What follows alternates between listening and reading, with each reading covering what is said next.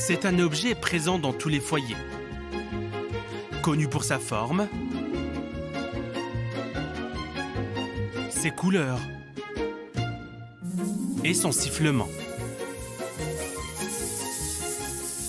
Le bruit de la cocotte, la couleur rouge, voilà, les bonnes odeurs qui s'échappent par la vapeur. Ouais. J'ai toujours une cocotte minute, l'ancienne avec qu'on visse et le petit bouchon qui fait du bruit, qui tourne. J'ai toujours la cocotte minute. Ouais. Pourquoi vous l'avez gardée?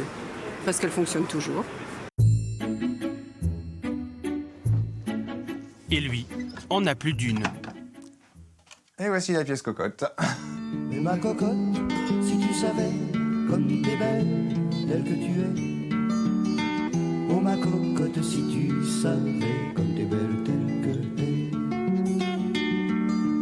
Une véritable caverne d'Ali Baba. Près de 200 modèles. C'est un modèle de 1968, quand Seb ont racheté Tefal. La première chose qu'ils ont essayé, c'est l'anti-adhésif. Bon, elle a vécu. Hein. Et l'extérieur, les revêtements Tefal qu'ils faisaient à l'époque, qui ne sont pas de la peinture laquée. Et en fait, elle n'a pas été commercialisée parce que l'extérieur n'était pas très résistant. Boris est tombé amoureux de la cocotte minute depuis son enfance. J'étais fasciné au départ par la soupape tournante, tout simplement. Quand j'étais petit, dans ma chaise haute, je regardais celle à ma maman. Elle trouvait comment me calmer. On m'emmenait à droite à gauche, on me filait la cocotte de la maison entre les mains. On n'était plus embêtés.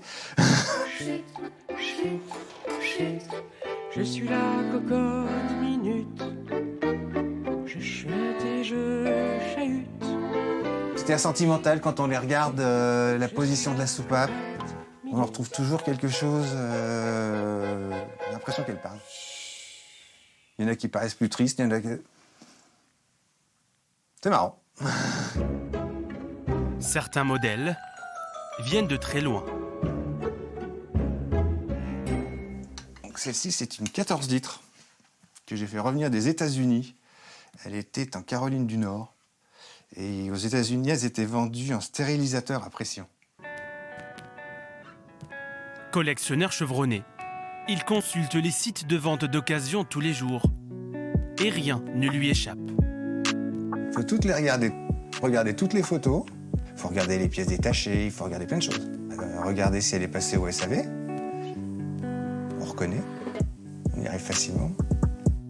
Sur Internet, il existe des centaines d'articles, vendus pour certains au prix fort, 605 € pour ce modèle de 1955. Pour moi, c'est énorme, pour la simple et bonne raison qu'elle n'a pas son bouton de serrage d'origine. Mettre un peu de sous dans une cocotte quand elle est d'origine, oui, mais là, non. J'essaye de ne pas dépasser le prix d'une neuve. Là, j'en ai loupé une il n'y a pas très longtemps, une grise. J'étais monté au prix du neuf, elle était d'occasion, j'ai laissé passer. Ça se trouve, en brocante cette année, je vais la trouver à 5 €. La même. Donc, autant être patient.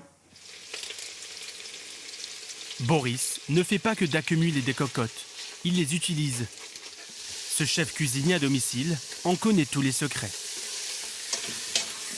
On peut faire énormément de choses avec, ça remplace tout.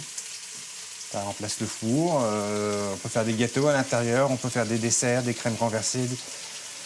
On peut faire du riz, des légumes, des cuissons vapeur, des braisages, des mijotages, même des yaourts. Parce qu'en fait, la recette des yaourts est dans les très vieux livres. Avant les années 70, parce que quand ils ont sorti leur fameuse yaourtière électrique, la recette des yaourts dans le livre de la cocotte a disparu. Au fil des années, la cocotte devient la poule aux œufs d'or de la marque. À partir des années 70, le groupe Seb va racheter la plupart de ses concurrents pour devenir le leader mondial du petit électroménager.